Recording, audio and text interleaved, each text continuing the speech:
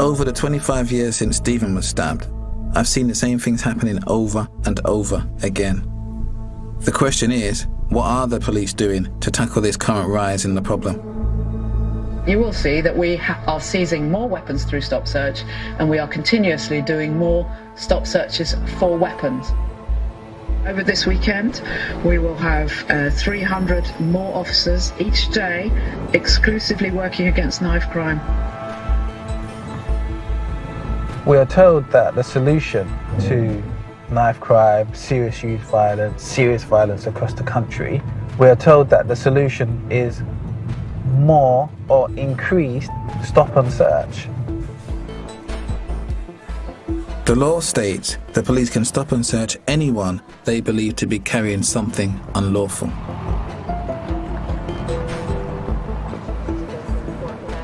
I'm out with the Met's Violent Crime Task Force in North London to see stop and search in action. Approximately 6 males running around with knives on 4th Street, going towards my arse ground. Yeah, you're good.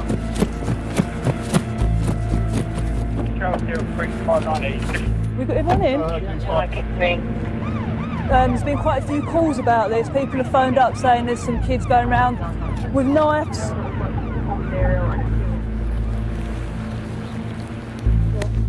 How effective do you think your team is in tackling knife crime across London? Once we're involved, it's often too late. You know, we're just locking kids up who've got knives and putting them behind bars. Is that the answer? Yes, we've got a duty of care to the public. Yes, we have to make sure that people aren't carrying knives on the streets because of the fear that perpetuates and also what then that results in. But the real issue is what's gone on before that, what's led that person to this route, this path in their life that they're now carrying a knife. We're police officers, we're not social workers, we're not community workers, we're not youth workers. We're just dealing with this kid with a knife and that's it. You know, our unit can take, 2,500 knives off the street. We can do that, but then are they going to be replaced? We are making small inroads, but there is still a long way to go. These officers are working hard to get knives off the streets, but stop and search can create an atmosphere of suspicion where young people who aren't carrying knives end up feeling targeted and harassed.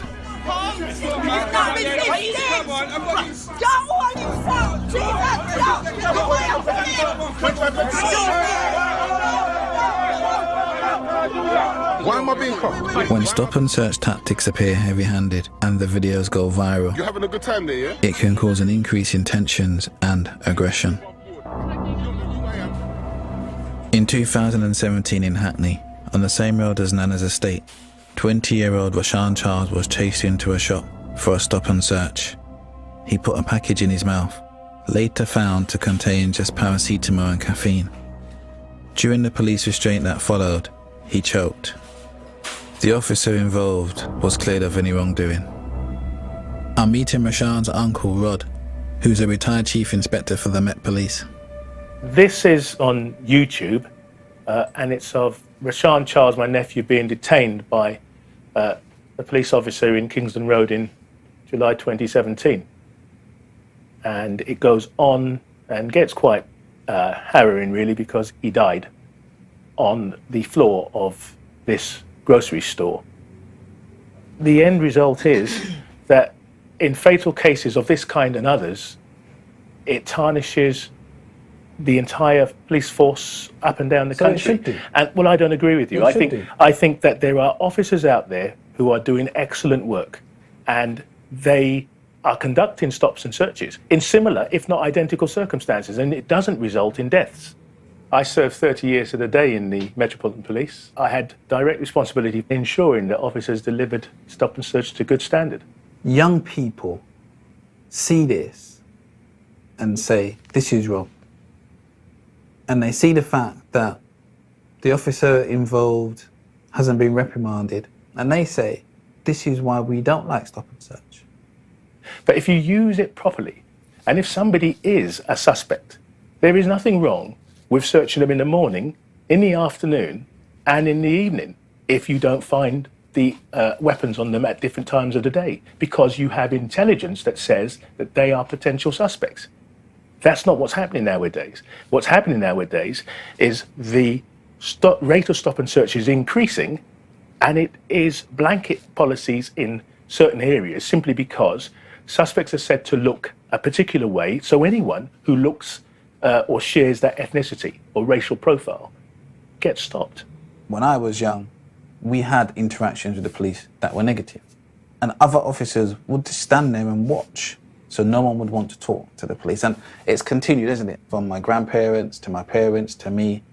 Where we are now, it will continue to the generation below them. So we're not moving forward. The damage it does in communities is irreparable.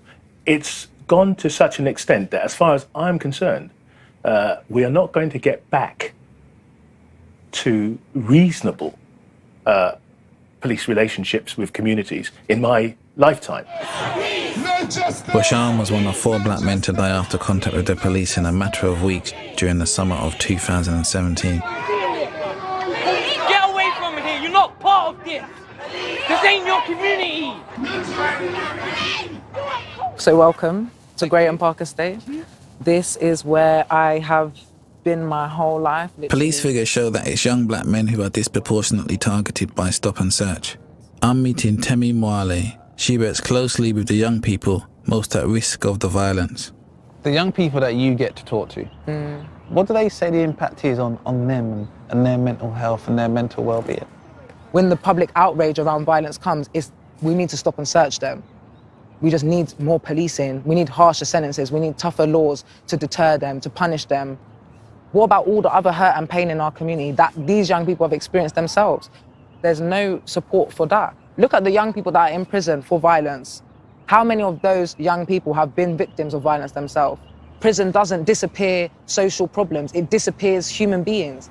But these people come back out into these communities that have been falling apart, that have no investment, that are literally neglected and have been abandoned, and they return here and nothing's changed. How is the violence going to stop? While the media often focuses on so-called black-on-black crime in London, the biggest rise in violence has been here in the West Midlands.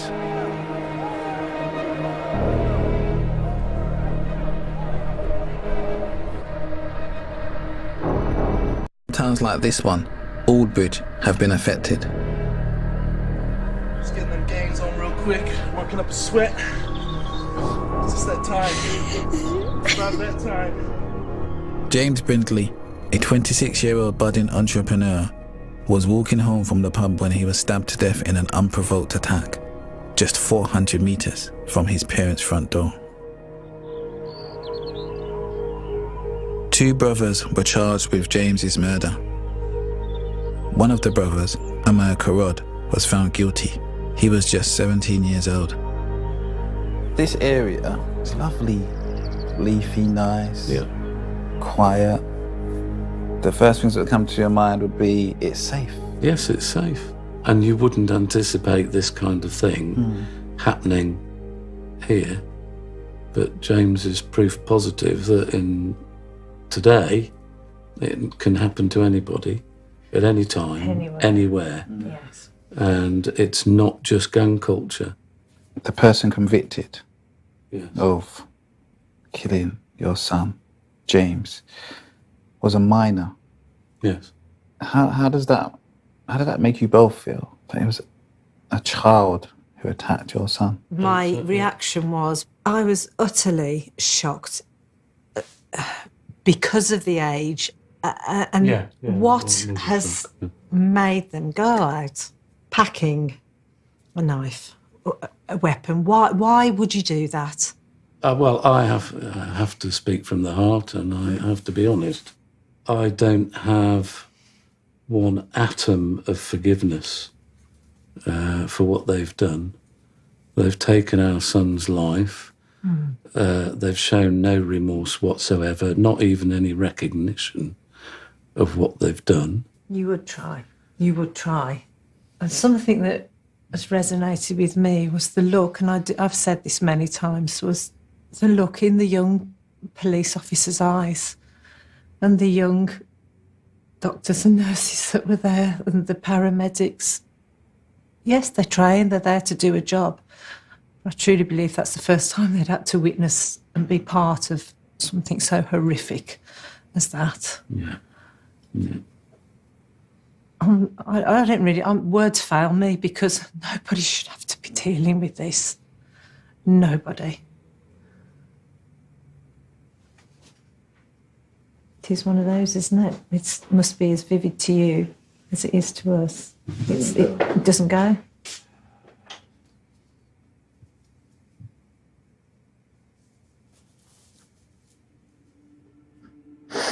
Sorry.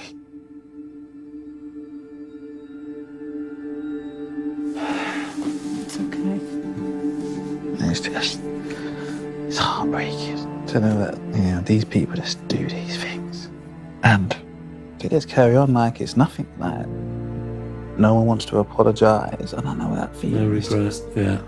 That is, you know, a very considerable part of our emotional issues. Yes. It would make a difference. I know it would make a difference to us.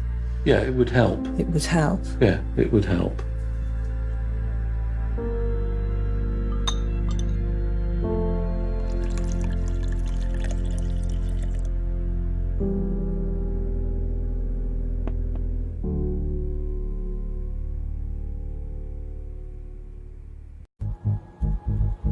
I'm on my way to Glasgow to meet a police officer who is leading a groundbreaking initiative.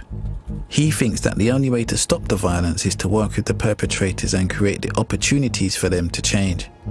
But I'm not sure I agree.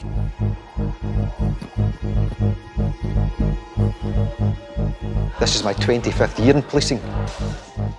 I know from my past that I could give someone the jail 10 times in a row for the same thing. And really the fact that it was continuously happening, it says to me that I wasn't making an impact on that individual that was positive. I suppose in my past in policing, it wasn't always on my radar to look beyond the point of arrest. Once I had done that part of my duties, it was then on to the next matter to deal with that.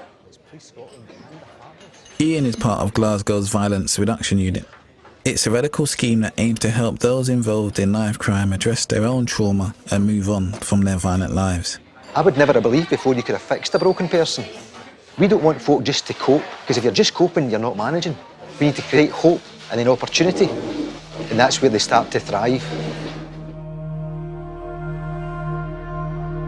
14 years ago, Glasgow was known as the murder capital of Europe, with knife crime driving much of the violence.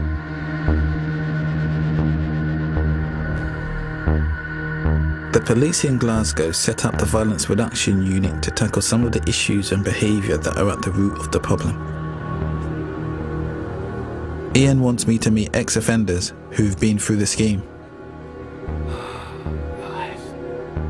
Knowing they all have violent pasts, I feel uncomfortable facing them. 25 years ago, my friend and I were attacked and he got murdered. And the number one feeling for me, I suppose, when I look back, was just extreme anger. Like, really, really angry. I didn't understand what was going on for me. I didn't understand the feelings or why I was feeling the way I was. I feared every day leaving my house I was either going to die or I was going to maybe do something horrific to another individual from a young age. My life before I engaged with the Violence Reduction Unit was very much chaotic. A lot of extreme violence, prisons. I was involved with territorial gangs for the best part of 12 to 15 years. Every day it was like walking onto a battlefield. I have to attack people to survive. I was locked in a house and tied to a chair. My arm was nearly severed off and I was slashed in my face and stuff like that. And then that was just... Is that all that's the gangs? Aye, that was... and I was stabbed 9 times. And I got admitted to accident and emergency that night and I met the navigators for the Violence Reduction Unit. Okay. And they said that they would help and support me leave that life. I would much rather prevent something from happening than mop up at the other end. And we're experts at detection. We need to be experts at prevention. But how did you get to that position? Because the police forces across the country, the processes and policies don't allow that. No. So how have you got past all of that? People think that The programme that we run is giving bad people good opportunities. And it's a difficult one to sell. You're giving second chances to people to prevent re-victimisation. But I would much rather that person was in one of my programmes than in jail. So I think this is what the Violence Reduction Unit does. We try to get people who's had the experiences and we try and teach them it's okay to be vulnerable, it's okay to speak about your feelings. I mean, I spent 20 years in prison. I only get released 3 times, but my intention was always be no get caught. Because I never really wanted to stop breaking the law because I was entrenched in that lifestyle. Hurt people. And you've got to create opportunities for them to transform their pain or else they'll always transmit it. And that's what we're doing. We're creating an environment where they can just be them, where they can learn new skills, where they can challenge themselves and learn how to be resilient and learn how to be honest with themselves. With that, their trauma starts to come out, and that trauma can then be treated, and it allows them to package it away and deal with it. It frees them. I've been able to make amends for my behaviour, because for a long while I was tortured with that stuff.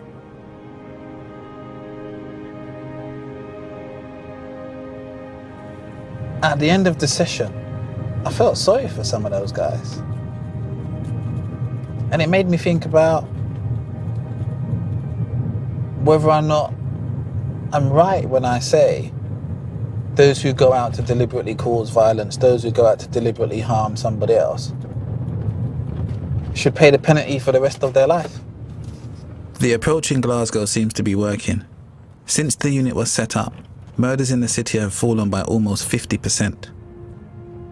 Perhaps, by having more places like the Violence Reduction Unit, we can make our streets safer. But in the rest of the UK, as knife violence continues to rise, each new victim leaves behind families in need of justice.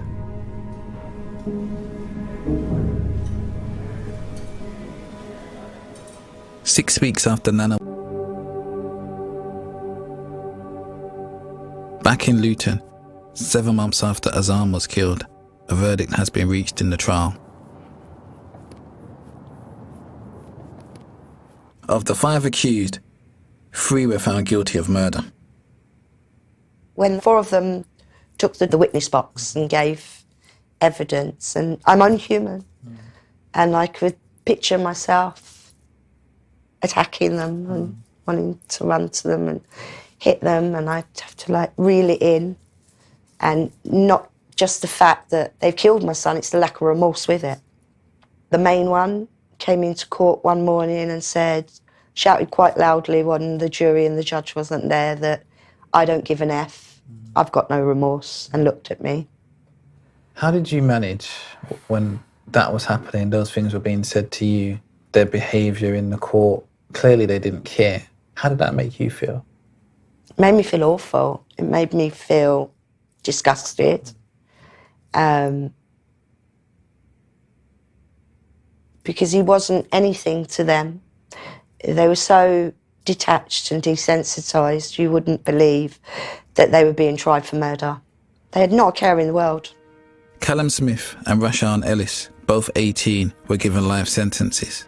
Harrison Searle, also 18, was sentenced to 16 years for murder. Reese Bliss McGrath, 20, was found guilty of manslaughter and sentenced to 11 years. My experience with the police was unlike yours. It was a pretty amazing experience. As it should be. They went above and beyond. It emerged during the trial that a year before his death, Azan had been badly beaten up and he had taken to carrying a knife. It wasn't something that I knew beforehand. It was something that he did that he felt made him feel protected. From talking to other teenagers and young adults and families, that this is quite a common occurrence, that children and young adults are out there carrying knives not because they want to hurt somebody, not because they're big and they're bad, not because it's gang related or drug related. They're doing it because they feel scared. There's so many different emotions around that. I'll never know if that knife truly played a part in him dying, or that circumstances, they would have transpired the way that they did had he not had it. So for me, it's an endless list of questions.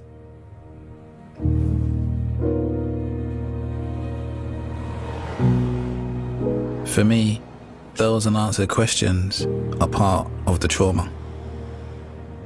I've been haunted by them since Stephen and I were attacked, as I've never had the chance to talk about what happened with someone who was actually there.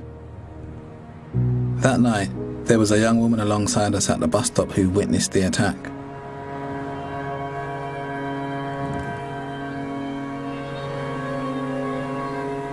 Alexandra Marie was 19 at the time. She had moved to London from France, just 3 weeks before Stephen's murder. She reached out to me after the trial in 2012. But it's only now that I feel able to talk. I felt like guilty that I couldn't help you at the time, during the night of the attack. I know there was nothing, I know, but you feel somehow so powerless. Those thoughts used to go through my mind. What if we did this, or what if we did that? And it's all those what ifs that bugged me. I had nightmares. I didn't know how to behave in life, really. And I felt so unfair. I felt so shocked. I cried all the time, thinking about Stephen. And this young man who was at the bus stop, he looked nice and happy, and he had all his life in front of him, and we were the same age. We are the same age. Why? Why is he dead? I can't understand. And why am I alive? It was a very difficult time. I hated everybody, the police, everybody. For that moment, I felt that I was by myself and everybody else was against me and Steve. And that anger built up and changed into hatred because of the lack of action from the police. But then you realise that to continue to hate everybody is just silly. And you have to find excuses why to keep hating. And then in the end, you have no choice but to just drop the hatred. And that was that then became part of the healing process.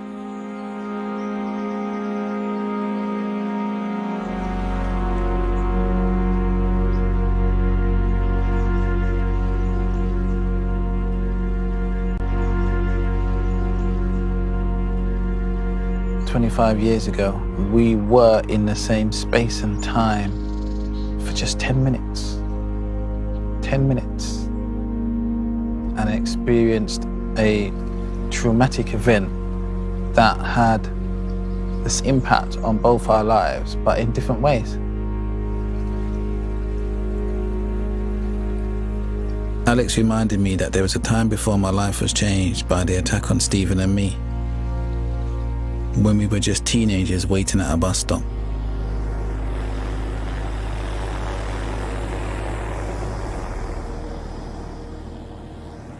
Now, we've got some amateur footage we can show you of the first officers on the scene. When they first got here, they found 4 injured youths. It's heartbreaking to see this violence continuing.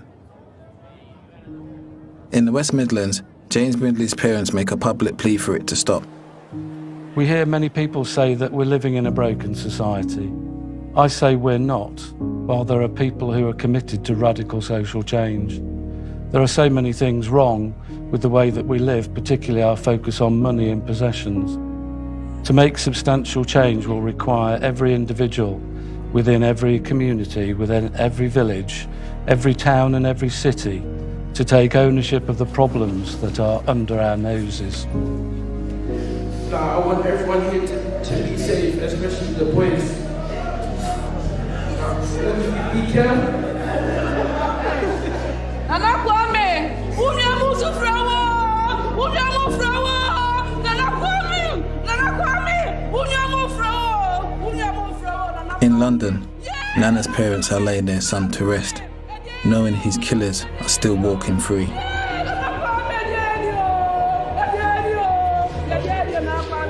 Seeing the crowd at Nana's funeral, it strikes me that almost everyone is capturing the moment, preserving it, and will take those reminders of pain, loss, and fear everywhere with them in their pockets.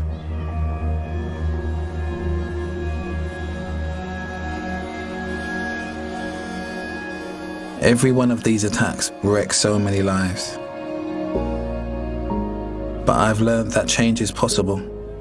The first step is recognizing that alongside justice, we need greater understanding, that the line between victim and perpetrator is often very blurred. Without the recognition and treatment for those suffering with emotional trauma, the spiral of violence will continue. We need to address the fears our young people face before it's too late. About 2 weeks ago, I woke up, I looked to the side of me and it was like somebody was meant to be there and they weren't there. And I jumped out of bed and I ran into the hallway and I was looking for somebody and I was searching. And it was only then that I realised I was looking for his aunt.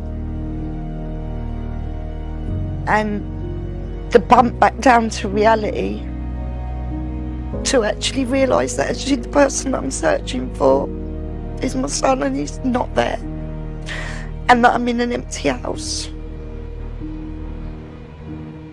And I sit here and I think, I don't want it to be in vain, that's all.